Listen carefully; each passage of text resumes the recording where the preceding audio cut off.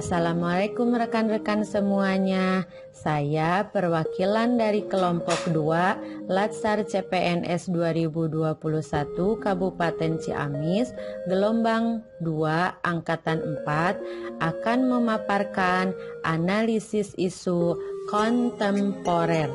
Sebelumnya, saya akan memperkenalkan kelompok 2 yang terdiri dari 4 orang. Yang pertama saya sendiri, Yeni Suryani. Yang kedua, Neneng Sundari. Yang ketiga, Neni Sulastri. Dan yang terakhir, Rika Rahma. Dari hasil diskusi kelompok kami, isu yang ditemukan di lingkungan sekolah ada 4. 1. Kekreatifan dan keinovatifan guru dalam mengajar. 2. Peran orang tua dalam proses pembelajaran. 3. PJJ berpengaruh kepada perilaku sosial emosional peserta didik. 4. Tingkat kedisiplinan kerja guru. Dari hasil brainstorm ada 4. 1. Kurangnya kekreatifan dan keinovatifan guru dalam mengajar. 2. Rendahnya peran orang tua dalam proses pembelajaran jarak jauh atau PJJ. 3. Pengaruh pembelajaran jarak jauh atau PJJ terhadap sikap sosial peserta didik. 4. Rendahnya tingkat kedisiplinan kerja guru di sekolah dasar.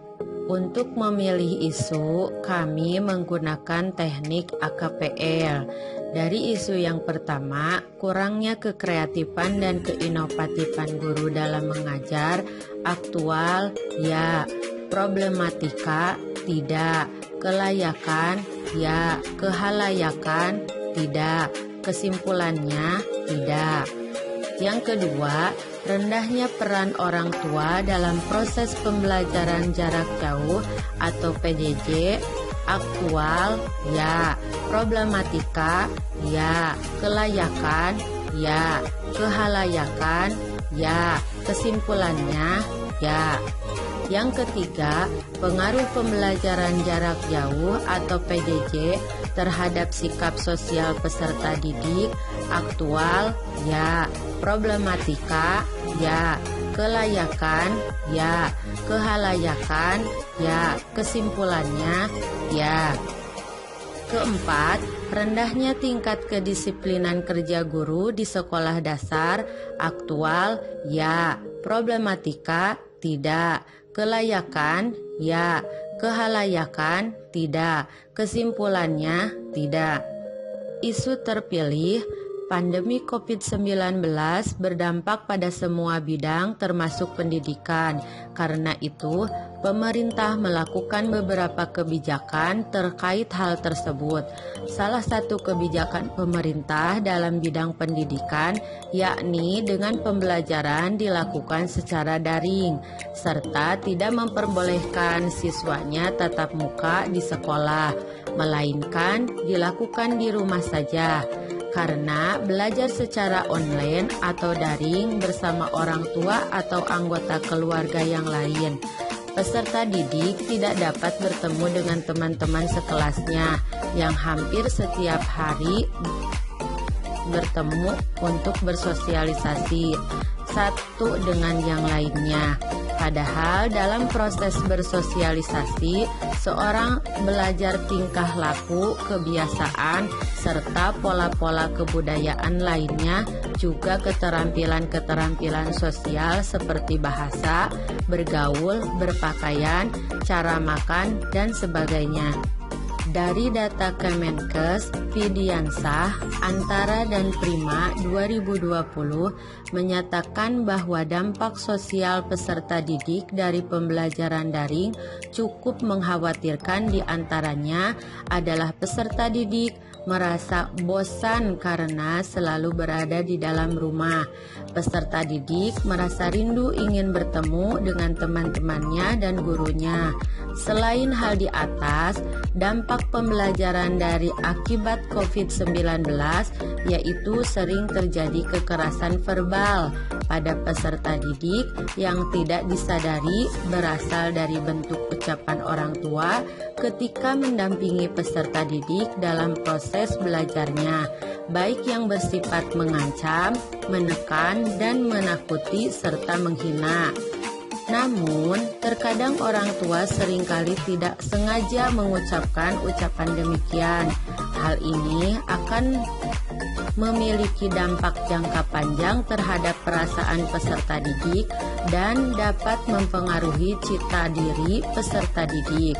Ucapan-ucapan yang bernada menghina dan merendahkan itu akan direkam dalam pita memori peserta didik. Semakin lama hal itu terjadi, maka akan bertambah berat dan membuat peserta didik memiliki citra negatif. Penjelasan isu terpilih. Dari segi aspek, yang pertama aktual. Penjelasannya, isu yang terjadi sedang menjadi pembincangan di tengah masyarakat yang saat ini terjadi di sekolah, pengaruh pembelajaran jarak jauh atau PJJ terhadap sikap sosial peserta didik. Yang kedua, problematika. Isu yang dipilih memiliki dimensi masalah yang kompleks sehingga perlu dicarikan solusinya. Yang ketiga, kelayakan. Isu bersifat logis dan patut dibahas sesuai dengan tugas dan tanggung jawab. Kehalayakan, isu yang secara langsung menyangkut hajat hidup orang banyak. Selanjutnya, analisis SWOT. Selanjutnya, dari faktor internal. Dari segi kekuatan, yang pertama, pengetahuan orang tua tentang gejala siswa yang mengalami kesulitan dalam sosial yang rendah. Yang kedua, kepedulian terhadap perubahan sikap sosial peserta didik oleh orang tua dan guru masih rendah. Yang ketiga, pemahaman orang tua tentang penanganan peserta didik di dalam pembelajaran jarak jauh masih rendah. Dalam segi kelemahan, yang pertama, rendahnya kepedulian terhadap perubahan perilaku sikap sosial. Yang kedua, tidak menjaga komunikasi yang baik antara guru, orang tua, dan peserta didik. Faktor eksternal. 1. Dari segi peluang, yang pertama meningkatkan partisipasi orang tua dalam meningkatkan sikap sosial peserta didik. Yang kedua, meminimalisir perlakuan kurang baik melalui treatment yang membantu pembelajaran peserta didik di rumah. Yang ketiga, komunikasi yang baik dapat mengoptimalkan proses pencapaian sosial emosional peserta didik menjadi lebih baik. Sedangkan dari segi tantangan, 1. Referensi dalam mengelola komunikasi antara orang tua dan guru beserta peserta didik perlu sama ditingkatkan. Yang kedua, terkendala oleh teknologi informasi yang masih terbatas dalam kepemilikan setiap individu.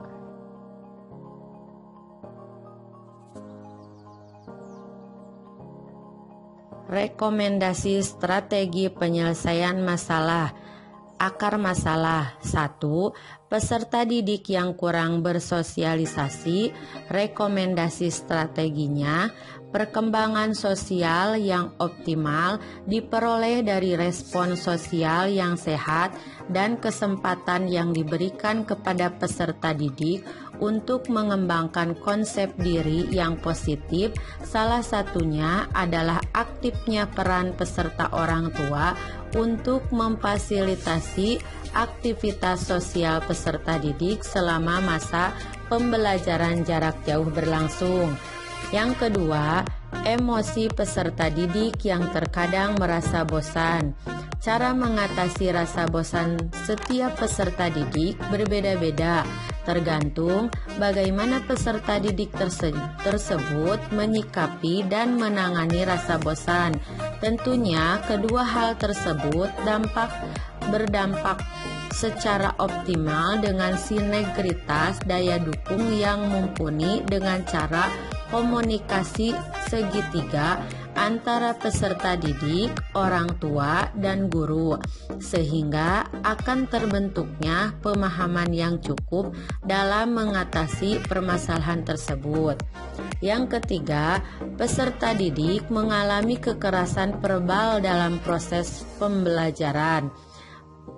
Rekomendasi strateginya, pentingnya peran serta komunikasi guru yang terprogram secara struktur, bertingkat dan berlanjut dari sekolah kepada orang tua serta kepada peserta didik dapat meminimalisir hal tersebut karena adanya bentuk perhatian timbal balik dari kedua belah pihak. Di sini, orang tua dan sekolah kepada peserta didik sebagai objek dalam mengatasi permasalahan hari ini.